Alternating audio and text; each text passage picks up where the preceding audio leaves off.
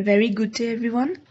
Today, the topic on which I'll be talking is the geoheritage trails of Assam and Meghalaya.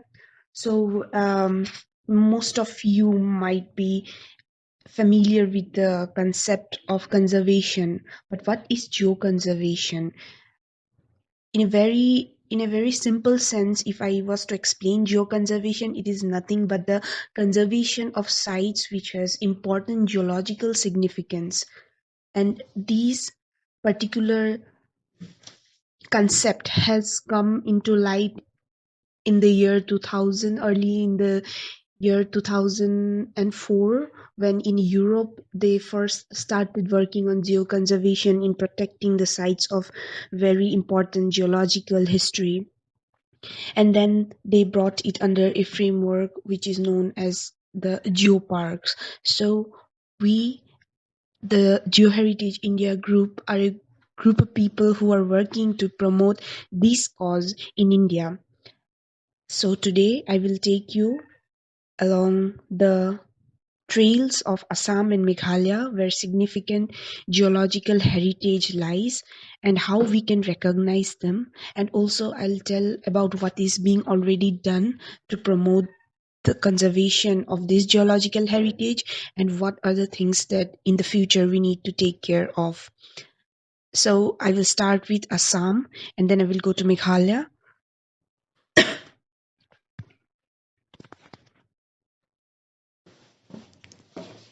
So today, as I take you along the lengths of the river Brahmaputra, we travel to a place in Upper Assam. It is a small town called Digboi, the history of which I will be telling you today, which is so significant in the development of our country's economy that it blows the mind of the common people.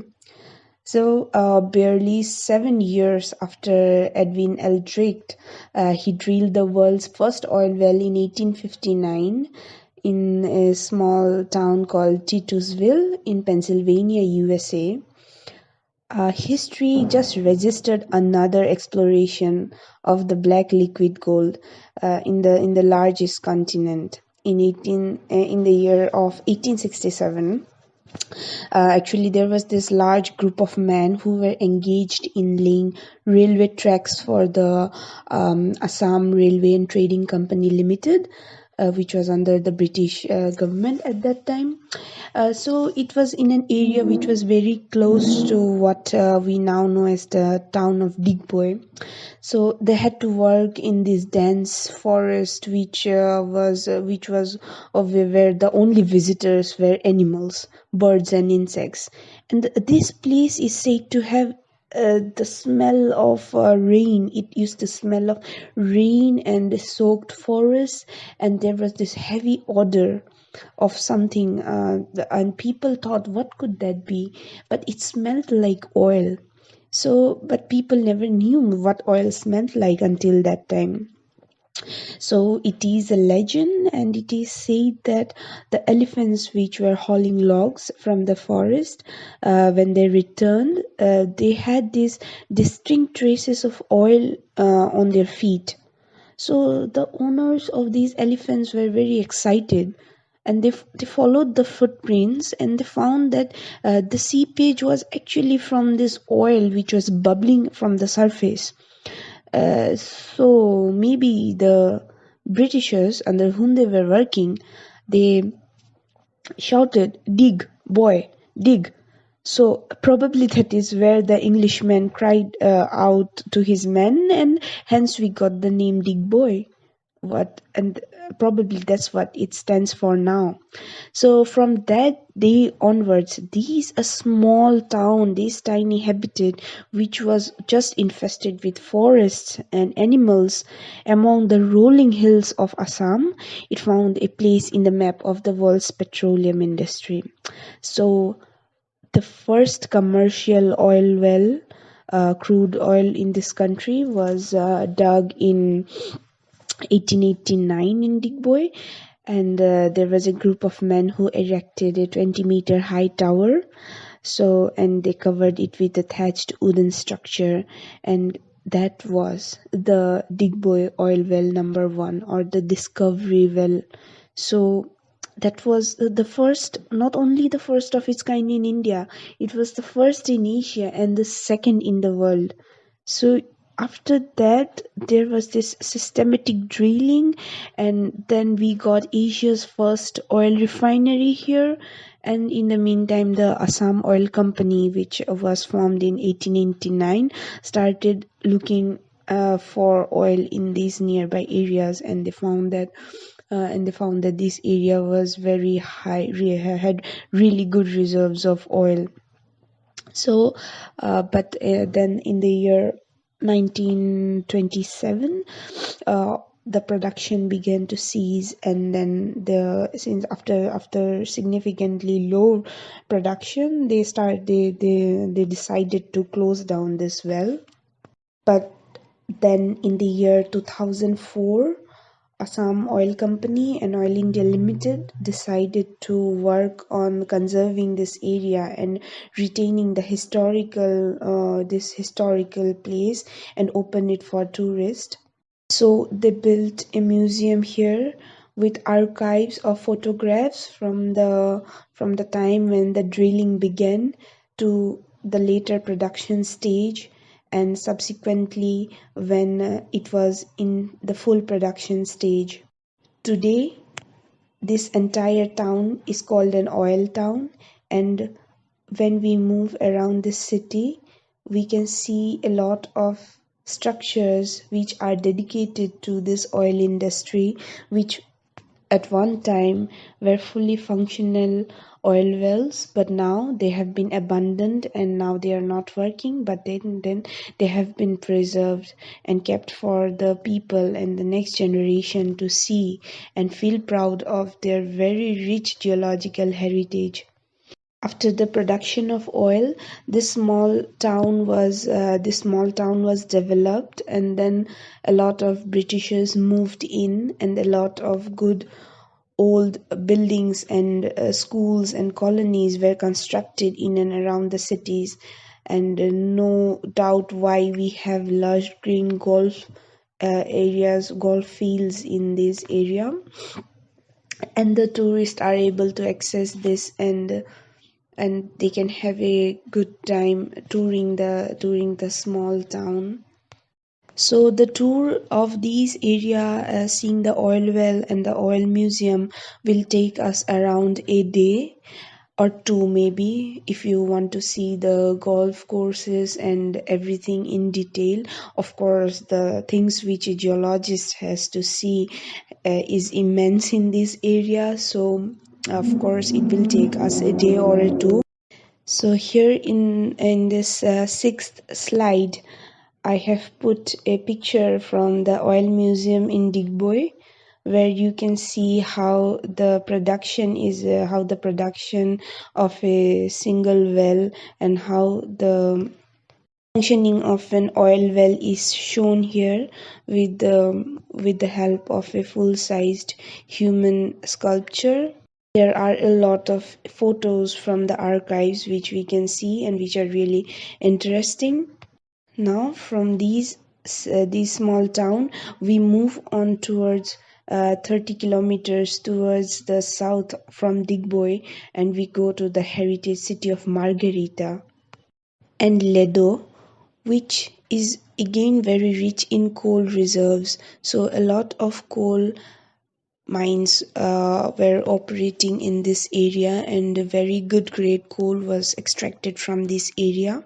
We have a coal heritage park and museum of the northeastern coal fields, which was made by the Coal India. This museum basically contains the relics of locomotives which were manufactured in Stafford, England, and which were there are certain memoirs of the World War II, which are very rare pictures of construction of the Steelwell Road, the Pangsau Pass, the Ledo airstrip, and then there are empty shells of bombs which were used in the World War II. And also there are rare collections collection of stamps and the history of the Assam and the Railway Trading Company, the same company which was responsible for the discovery of oil in this area.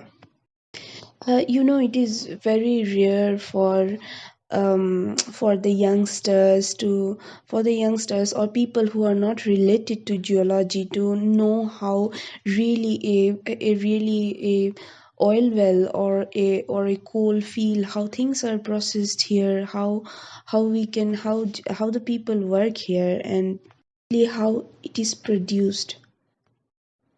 So I think in the sense of sensible tourism, when we think of things after the pandemic, how the world has changed,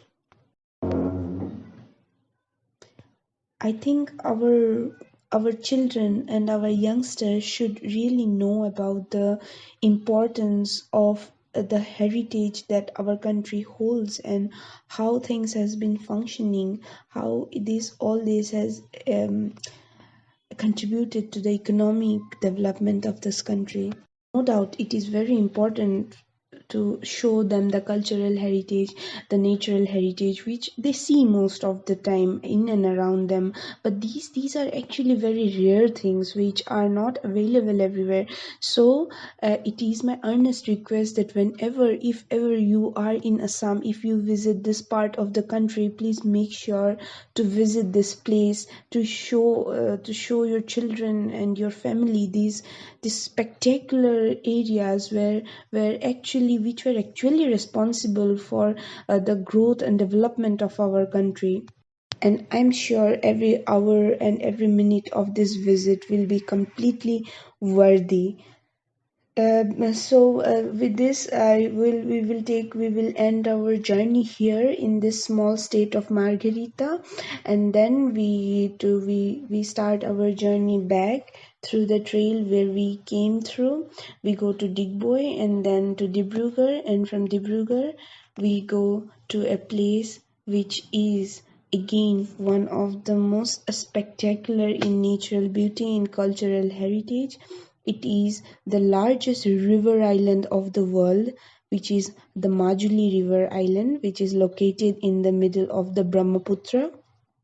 There is no access to this place by rails or by roads, so what we have to do is we have to take a small ferry or a boat to reach this island. A ferry ride through the heart of the Brahmaputra to these small island, to these, actually it's not small, it's very large, to this large island. It would take like about an hour's journey, and then after we get down it's like a 10-minute journey to different places in and around the small in the island. Majuli is actually a very green, environment friendly, and a very pristine place.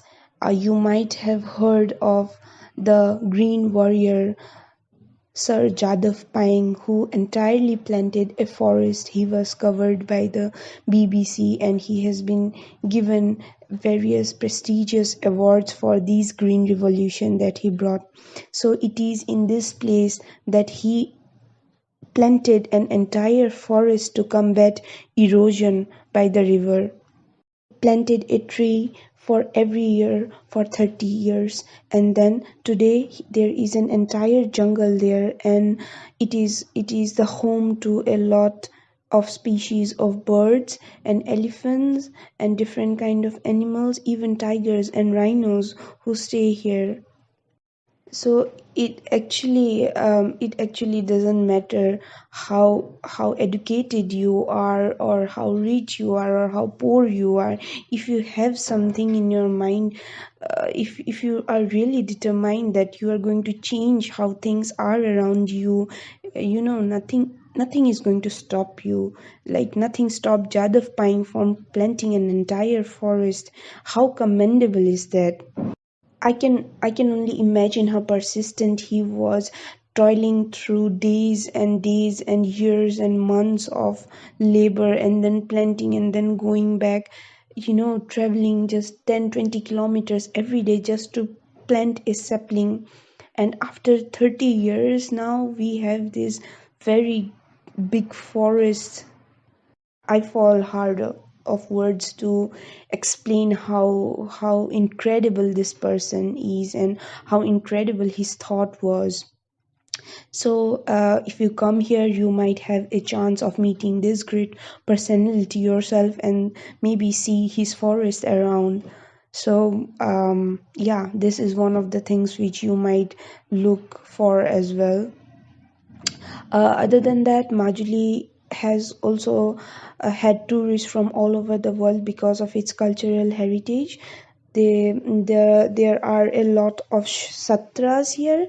The satras are religious places for the Neo Vaishnavism culture, which developed from Srimanta Sankardev, who was one of the great teachers and preachers of Vaishnavism in India. And most of the people in Assam actually follow this Vaishnavite culture.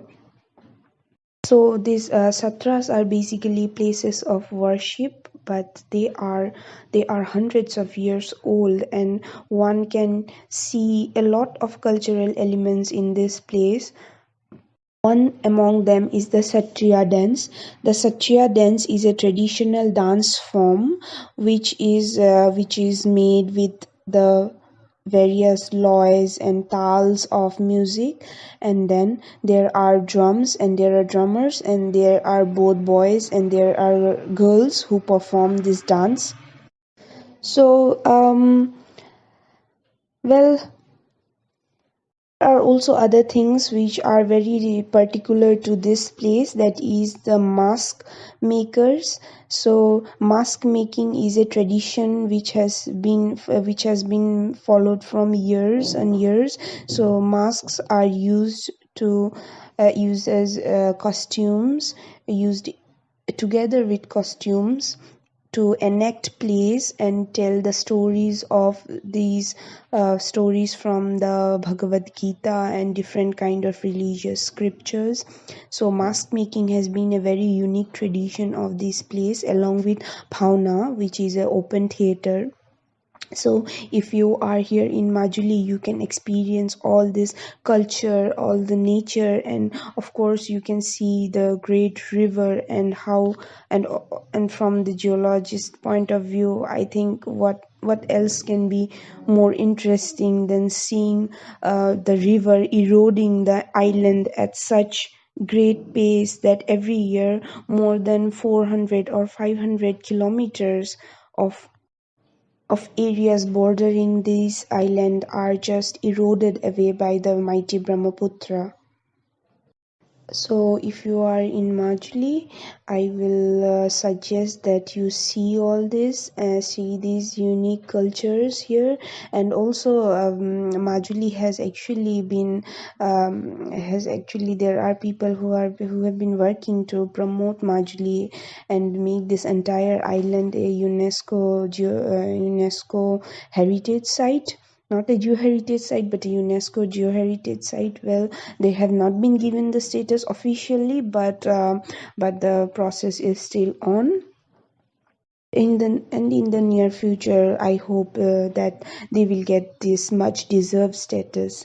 So moving on, we come back. I like to go back to the first slide where I made a view of this trail.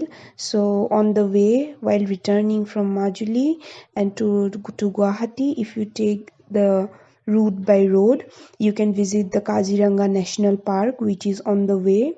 So the Kaziranga National Park is also one of the largest wildlife park. It is a UNESCO site, and the famous one-horned rhinoceros is found here. So there, a night stay at Kaziranga, I think it will be worth it. And then there are provisions for elephant safari and various animal sighting safaris. So one can enjoy those as well. and see what is available. And also, yeah, um, once you come back once you come back through the way, there are various places where you can see a lot of flora and fauna around this area. So I would suggest that people take a bus or a road trip to Guwahati, back to Guwahati, from where you can um, take your return journey. Or then, if you want to see some more, in the next slide, in the next part of my presentation, I will be talking about Meghalaya. So Shillong is just 100 kilometers from Guwahati. So once you are back to Guwahati, well, you can also take a car or a vehicle to Shillong.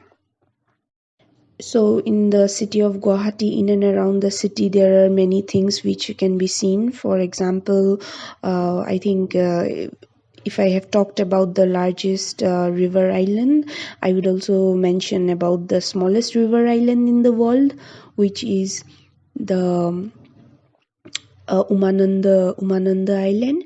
It is also located. It is just located near the city of Guwahati. So it just takes a ferry ride to this island, and there is a Shiva temple there, which is very famous. One can see a lot of temples in and around Guwahati. The most famous among which is the Kamakhya temple. So basically, our geoheritage trail ends here. Well, I don't know how much geoheritage has been involved here, but I'm sure that this entire trail is a big amalgamation of all the things which a tourist would look out for while being on a trip across a state. This entire way through the highway number 2 will take you along all these places that I have talked of today. The itinerary can be of about 10 days, or it can also be covered in around 7 days, with a provision to rest at 3 locations. The first is Digboy, and then there can be a night stay at Majuli and a night stay at Kaziranga National Park, and then you return back to Guwahati. So, Meghalaya, well, Meghalaya, the meaning of which is Meg plus Ale, which means the abode of clouds. So it is named as Meghalaya from the Sanskrit word Meghalaya. Well, Meghalaya is a treasure trove of so many different things that it is hard that for me to list all of it now. It has nature, it has geology, it has culture, it has adventure, it has literally everything. And Meghalaya has been every adventure seeker's dream. I don't know, but the youngsters go crazy when they are in Meghalaya, because there are so many things to do in Meghalaya, and literally it is not possible to be here and cover the state in just 2-3 days. You need at least 5 or 6 days to see the different places in and around Meghalaya. So, since we are talking about geoheritage trails, well, I will try to focus more on geologically significant things. The image that you see here is from Krem Puri. So, Krem means, in the Khassia language, Krem means a cave. And the Krem Puri was actually, it came into news in the year 2018, when a lot of fossils were discovered here, and also it is the largest sandstone cave in Asia. So this picture is from one of the expeditions, the Abode of the Cloud expeditions, which happen every year.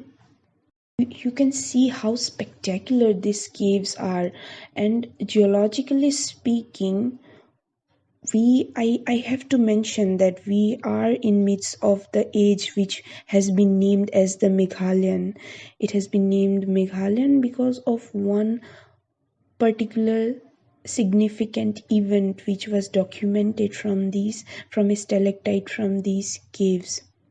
Well, I will talk in details about that, but let me give you a brief idea on what are the things that we would look out for during in this geoheritage trail along Meghalaya.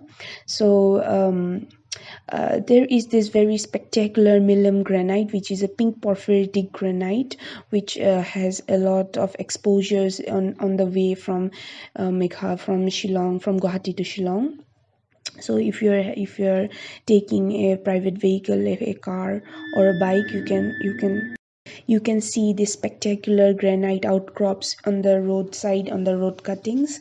And also there is this very big Dauki fault, which is at the border between Bangladesh and India. It is also the border of India with of Meghalaya with Bangladesh. So there is a river which is known as the Ungnot River, so also the Dauki River. So along this trail, and of course, yeah, finally the Meghalayan age. I will talk of the Meghalayan age. So along this entire trail, there are so many exciting things that you can see for yourself. It's just spectacular. Well, Meghalaya has been my favorite destination in the entire country for a long, long time now. So Meghalaya is accessible you through flights and through air travel, through roadways, and you can also take a flight directly from any of the Indian states directly to Guwahati, and then take a small vehicle for an hour or a two maybe to reach Shillong. Or you can take a flight directly from any of the places to Shillong directly, but there are very few flights operating to Shillong. So after that, the rest of Shillong is all accessible by, because it is a hilly terrain and it is not uniform, so you have to take the small vehicles like a car. And if there are large tourist groups, they can also buses also can be hired. So Shillong is actually the capital of Meghalaya, and it is the hub of all the activities happening in Meghalaya. And Meghalaya is basically 80%. Let me say 90%. I'm not wrong. 90% of it is covered in forest, so it is very green, and there are a lot of geographical things, unique things which you can see in Meghalaya. The trail that I have marked here is from Shillong to Dauki, which is the border of India and Bangladesh. So here, after you cannot go after this point. So the Dauki fault is literally the end point up to which you can travel. Um, Here in this map, you see this black trail which goes all the way from Shillong, covering Cherrapunji to Dauki. So the state of Meghalaya is actually very large, and here our travels will be mostly vertical, like we will be going from the river valley to a mountainous place. So the trail which I have selected here goes directly from Shillong to some places where there are cave localities. There is one cave called the Arwa cave on the way. So the Arwa cave has actually a lot of sea fossils which are found on the walls of the cave. I personally have been to this cave, and it is really very exciting. And there are also facilities for tourists to go inside the caves, and helmets and life belts are available there, so one can easily walk around the cave. And at some point the cave walls are really low, so you just need to crawl. And then after seeing the cave, you can come. There is this Maukdok Valley viewpoint. So here it gives you a very good view of the valley. And then if it's a 1 day trip that you want to make, and then you want to come back and return to Shillong, you can take this way all the way to Cherrapunji. Cherrapunji and Mawsynram is famous because of the tag that it is the wettest place in the world. So it receives a lot of rainfall every year. But well, climate change has obviously climate change has taken a toll of this, and now we see really fluctuating patterns of climate here. It doesn't rain as much as it used to. There are dry seasons and dry spells here, so it doesn't rain as much as it used to previously. So I think I'm not sure whether they still have this tag. So as we come down through these trails and we leave Cherrapunji, we come to this this place which I have marked in a white point. It is the Mamlu. So Mamlu is actually was famous initially for the Mamlu Chera Cement Company. So there are a lot of cement companies because of limestone here, and because very high grade of limestone is found in these areas. So what happens is that there are a lot of cement companies here, and they have been mining limestone. But the entrance of the Mamlu cave is actually at the back of the Mamluchera Cement Company. If you want to visit the the Mamlu cave, then you need to walk through the back of the cement company, and then you need to go into the cave. But that is not possible in the rainy seasons. So the best time to visit Meghalaya is actually in the winters, or if you are planning to go for caving and seeing different caves and different landforms there. So the best time of the year is to travel from October to February. Yeah, because in March it starts getting the rainfall again, and then the caves starts flooding with rainwater. So uh, if so the Mamluk cave, well, yeah, I have to talk about the Meghalayan age, the global stratotype for the Meghalayan age, that is 4,200 years until today. We are in the Meghalayan age. It is It is actually the youngest age in the geological time scale, and all this has been determined from a stalactite which was taken from this Mamlu cave, and it had been studied by scientists, and they found that the drought during this 4,200 years ago, there was this very big drought which resulted in the end of many civilizations across the world. That was actually recorded in this stalactite. And um, and uh, these severe climate change acidification event was actually one of the most severe climate changes event that happened in the Holocene epoch. So it was also recorded in different parts of the world. Across, it was recorded in North Africa, the Middle East, and the Red Sea. Uh, but the global auxiliary stratotype, which was used for correlating this event, was actually from the ice core. It was from Mount Logan in Canada. So these both were used as the standard for determining the Meghalayan age.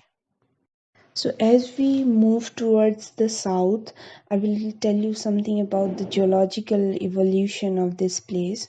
So in the South Shillong Plateau, the late Paleocene and Middle Eocene time was marked by the evolution and the emergence of the carbonate platform, in which the deposition cycles and those of the Mediterranean and the Middle East, they have been identified. And This is on basis made on basis of the typical Tethyan foraminifera that has been found in various successions in the Shillong group. So geologically, this area is very diversified, and actually, the caves are formed here because of the abundance of karst topography here, and it is more than 400 kilometers of cave passage has been discovered in Meghalaya. We are working on a project to promote Meghalaya as a geo geotourism hub for the future, and there are many places which can be taken into account. So as we were traveling towards the south of Meghalaya towards Dauki, there are also places which is known as the Molinong. Well, Molinong has the tag for the cleanest village in Asia, so it is also a sight to behold. And the village itself is very beautiful. It's a small village, but then if you track down the village, then you get to see one of the most wonderful marvels, man-made marvels in nature, that is the double-decker living root bridge. So these bridges has been man-made, and they have been made by weaving together the roots of the trees.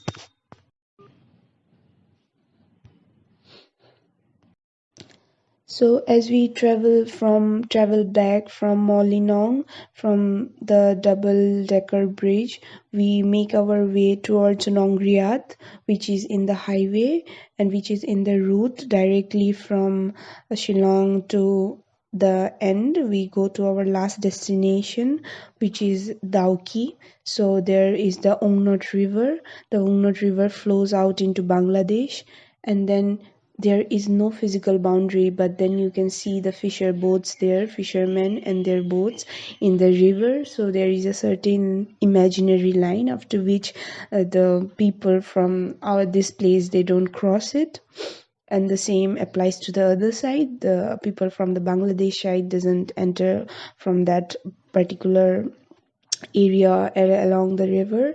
So yes, that is our final destination. And when we reach here, it is a very spectacular place. The river is literally transparent. You can see the river bed, and you can see the fishes, and you can go for fishing and a boat trip along the river.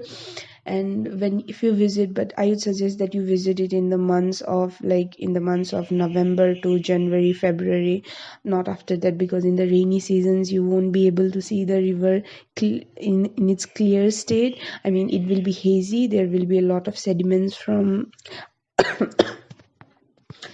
upstream. So it is advisable that if you visit Meghalaya and then you want to take this entire geoheritage trail, you should visit in the winter months. I have put together a map which is not up to scale, but then it gives you a idea of how you can travel from Guwahati to Shillong, and then from Shillong to different areas in the state. So I have taken just one trail which covers all the elements of geoheritage, but there are also natural elements and cultural elements, because obviously because it's such a big place, and then you don't get to see only geology. There are other things which are worth seeing, the nature, and I think all of this together makes the most wonderful trip to this place. The variety in the experience is so breathtaking, it is so adventurous, that I'm sure that every person will be filled with a sense of adventure in him right after visiting this place. I have added some photos from the expedition which occurred last year.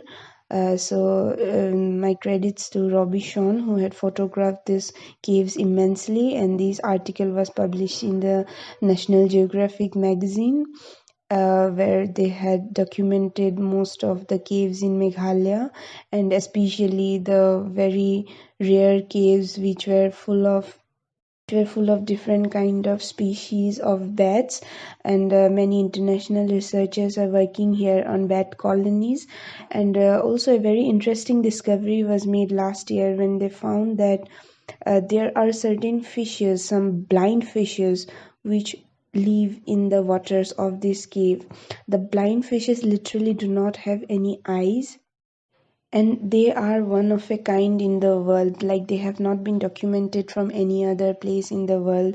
So it has been in terms of biology, it has been a very interesting discovery, and scientists come back here every year. But still there are lot of aspects which has not been worked upon. So I think in the future, I think there will be a lot of Indian researchers who will be willing to work on all these aspects, the geology, the natural history, and there are many things which are interesting to the biologists, to the mycologists, to all the people from the different spheres of science, like biology and botany and microbiology. So a lot of research has been going on, and Meghalaya has immense potential for a lot of further research to be done here. Well, here I reach at the end of my presentation, and I have provided some quick links here, but I don't think so you'll be able to click the links. But then you can always go to the main page of the Assam tourism, the Meghalaya tourism, for more information. And there are certain packages available, but if you plan a route, which is specifically where you are specifically interested to visit the places which I have mentioned, you can reach me out in my email, and I could give you a itinerary of the places that you could visit. Also, you can visit the Geological Survey of India page for information about different geoheritage sites in our country, and also all the new sites that has been incorporated as geosites.